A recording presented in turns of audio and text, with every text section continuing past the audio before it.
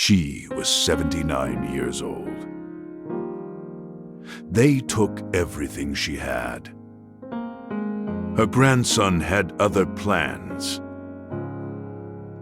My grandmother had $190,000 in her savings account.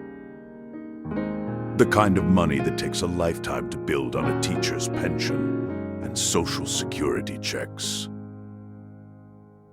She was 79 years old, sharp as a tack, and completely alone after my grandfather died, which made her the perfect target. They came in the form of a home renovation company, a father and son operation called Brighter Homes, LLC. They knocked on her door in April, said her roof had storm damage, said if she didn't act fast, the whole structure could collapse before winter. My grandmother had lived in that house for 41 years. She trusted people. She believed that if someone looked her in the eye and shook her hand, they were telling the truth. She signed the contract that same afternoon.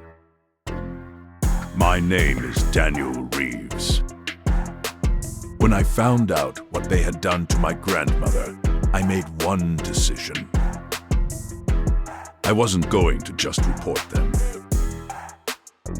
I was going to make sure they never did this to anyone again. And I was going to make sure the whole world knew their names.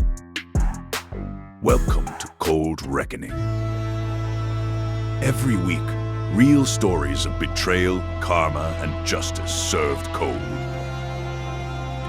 Subscribe and hit the bell, because this one ends with everything on fire for them. Cha-ho. Here's what Brighter Homes, LLC actually did. They took $47,000 from my grandmother for a roof replacement. The roof they installed lasted 4 months before it started leaking. When she called to complain, they told her the contract had a clause. Any warranty claims required an independent inspection at her cost, minimum $800. So she paid the $800.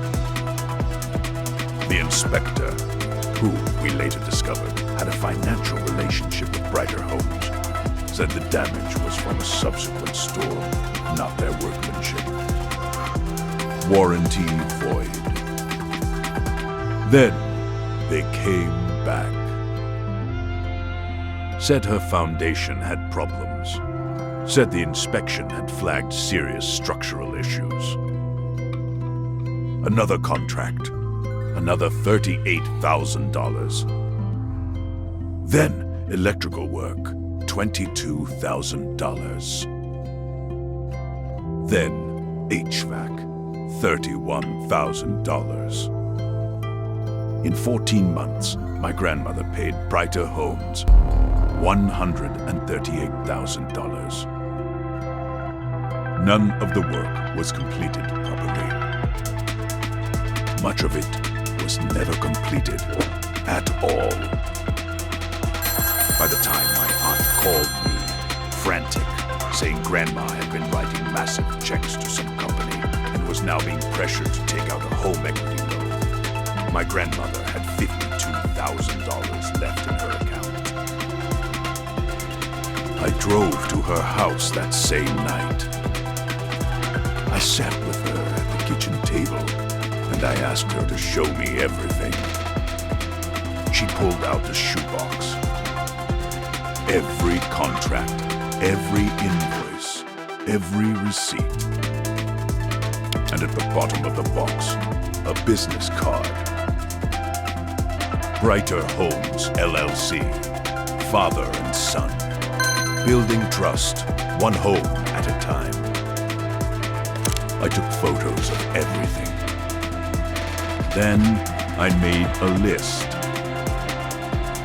The first call I made was to a contractor friend of mine named Mike. I asked him to inspect every piece of work Brighter Homes had done. His report was 14 pages long. The roof had been installed with the wrong materials for our climate. It would need to be completely replaced within 2 years. The foundation work consisted of crack filling that any homeowner could do for $40 in products from a hardware store. The electrical work had 3 code violations that made the house technically uninhabitable under city regulations. The HVAC unit was a refurbished model they had installed as new. Mike found the serial number. The unit was 8 years old. $138,000. For work that Mike estimated should have cost $18,000 at most, if done properly, which it hadn't been. The second call I made was to the State Attorney General's Consumer Protection Office. The third call was to the local news station. The fourth call was to an elder law attorney who worked on contingency for exactly these cases. But the fifth call was the one that changed everything. I called my cousin Rachel, who worked in the county recorder's office. She pulled the business registration for Brighter Homes, LLC. It had been registered 22 months ago. Before that, the same 2 men, same father and son, had operated under a company called Sunshine Renovations. Sunshine Renovations had been shut down by the state after 11 complaints. They had simply created a new LLC and started over. Rachel kept pulling. Before Sunshine Renovations, there was Keystone Home Services. Same pattern. Shut down. Started over. My grandmother was not their first victim. She was their 37th. We filed the civil suit 6 weeks after my first visit to her kitchen table. My grandmother was the named plaintiff. But attached to her case were affidavits from 14 other victims, elderly homeowners across 3 counties, who had been found through the state complaints database and agreed to join. The Attorney General's office opened a criminal investigation simultaneously. The news story aired on a Tuesday evening. By Wednesday morning, Brighter Homes LLC had deleted their website. By Thursday, they had filed to dissolve the company. They thought that would protect them. It did not. The criminal charges came 4 months later. The father was charged with 23 counts of elder financial abuse, contractor fraud, and operating a business with a suspended license. The son, who had done much of the actual sales work, faced 19 counts. They were arrested on a Wednesday morning. Their mugshots were published by the same news station that had run my grandmother's story. In the civil suit, the court awarded my grandmother $138,000 in compensatory damages and $275,000 in punitive damages. The father was sentenced to 4 years in state prison. The son took a plea deal, 2 years plus full restitution to all 14 victims.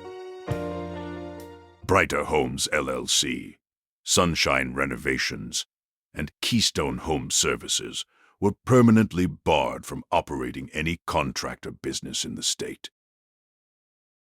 Their names were added to the state's Elder Abuse Registry, a public database accessible to anyone. My grandmother still lives in that house. We had the roof properly replaced, real materials, licensed contractor, $9,400. She has her shoebox on the kitchen shelf now. She says it reminds her of what she learned.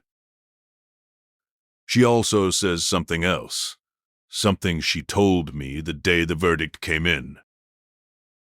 She looked at me across that kitchen table, the same table where I'd sat with her 14 months earlier, looking at contracts and invoices and a business card at the bottom of a box.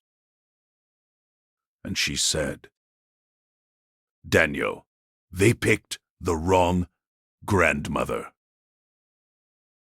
She was right. They had spent 2 years targeting people they thought had no one watching.